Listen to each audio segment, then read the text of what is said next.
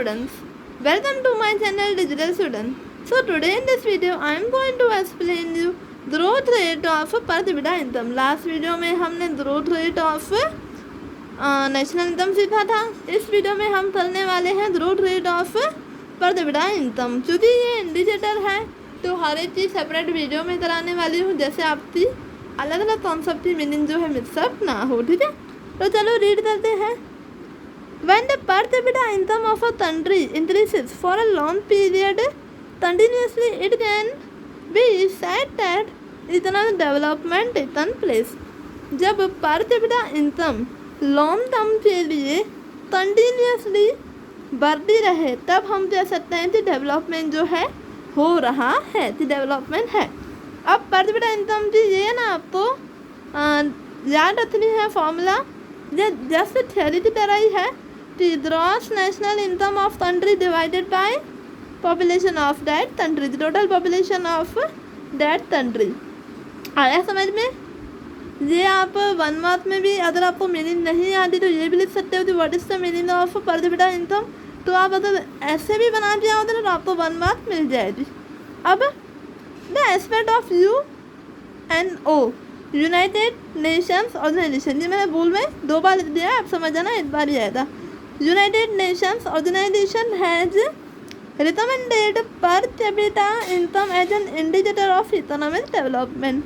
तो यूएनओ ने हमें कहा है कि उन्होंने रिकमेंड किया है पर कैपिटा इनकम जो है इंडिकेटर है इकोनॉमिक डेवलपमेंट का. Next, if per capita income is constant there is a stability. ऐसा एमसीक्यू में भी आ सकता है कि अगर पर कैपिटा इनकम कॉन्स्टेंट है तो स्टेबिलिटी है नेशन में. And if per capita income fails मतलब कि कम हो जाता है तो development is negative.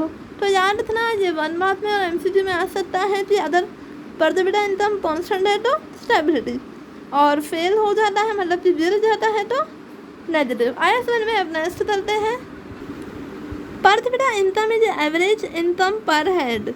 Average income पर हेड मतलब कि अगर टोटल नेशन की जो टोटल ग्रॉस इनकम है उसे हम टोटल पॉपुलेशन से डिवाइड करेंगे तो जो इनकम है जी वो पर हेड मानी जाती है. नेक्स्ट है राइस इन पर capita income improves physical welfare of an individual. Right है, अगर पर हेड जो हम बोल रहे हैं इनकम होती है पर कैपिटा इनकम, अगर वो पर कैपिटा इनकम बढ़ती है तो फिजिकल वेलफेयर जो है इंडिविजुअल की इम्प्रूव हुई है, ऐसा माना जाता है कि अच्छी हुई है. It is the real indicator of economic development. अब आगे capital income of India 2014 on the basis of purchasing power parity is 5497. ये एमसीक्यू में आ सकता है तो याद रखना. US dollar which is lower than Norway, US, China, Sri Lanka. ठीक है, तो इंडिया का 2014 में लेस था जिससे Norway, US, China and Sri Lanka. आगे है compare to Norway India per capita income is 11 to 12 times lesser and hence Norway's growth is said to be higher than India's by 11 to 12 time. मतलब कि Norway जो है development के ख्याल से 11 to 12 time जो है आगे है जिसके बारे में पर कैपिटा इनकम के बारे में. ठीक है, तो ऐसा बोल सकते हैं कि इंडिया 11 to 12 टाइम जो है लेस है जिससे नॉर्वे से. आया समझ में?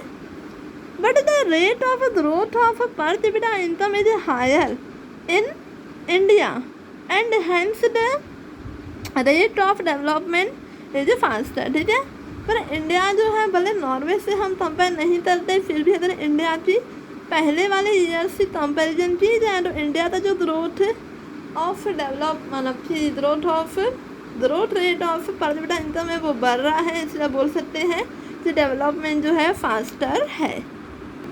Now we will understand limitation.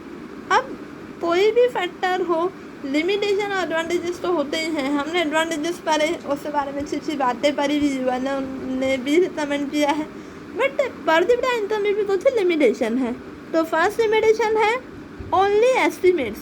आपको पता है नेशनल इनकम जो है एवरी ईयर काउंट होती है, हमने 11th में पढ़ा है, बट पॉपुलेशन जो है वो तो एवरी 10 ईयर में एक बार काउंट होती है, सेंसस, सही है। तो इसी वजह से हम एस्टिमेट कर सकते हैं, पर हमें सही रिजल्ट नहीं मिलता कि gross national income divide by population करते हैं तो हमें पॉपुलेशन तो एवरी ईयर पता है, मतलब एग्जैक्टली तो नहीं पता होती ना। तो इसी वजह से ये जो है तो इसकी लिमिटेशन है। नेक्स्ट है difficulty in calculation of national income and पर कैपिटा इनकम। अब नेशनल इनकम में क्यों डिफिकल्टी आ रही है? आपने पहले वाली अगर पार्ट ए देखा हो इसका कि growth rate of national income, तो वहाँ पे लिमिटेशन में हमने पढ़ा था कि नेशनल इनकम जो है मेजर करने में डिफिकल्टी क्यों आती है। टैक्स एवोइशन की वजह से, टैक्स अवॉइडेंस की वजह से, फार्मर के 2 या 3 ऑब्जर्वेशन की वजह से, तो बहुत सारे रीजन है। अगर हमको नेशनल इनकम ही नहीं पता, एक तो पॉपुलेशन तो वैसे भी हमें एवरी ईयर नहीं पता चल रही है, हम तो एस्टिमेट करके रख रहे हैं, तो इसी वजह से जो है डिफिकल्टी आती है कैलकुलेशन में, ठीक है।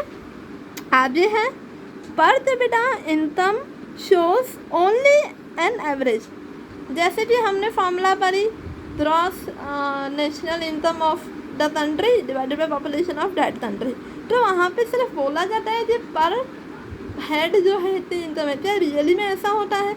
अगर ऐसा ही होता तो पर जो इंसान है हर के पास उतने पैसे रियली आते तो रिच पुअर तो होता ही नहीं। ये सिर्फ एक एस्टिमेशन है, समझ में आया? ये हाल ही हम बोलते हैं एवरेज है, पर रियली में जो है हर एक को उतना नहीं मिलता। अब है डिफिकल्टी इन कंपैरिजन।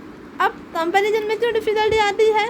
क्योंकि हर एक कंट्री की करेंसी अलग है, राइट। जैसे कि करेंसी टाइप बोल सकते हैं pound, rupees, US dollar, Ruby, ऐसे तो बहुत सारे हैं, सही है।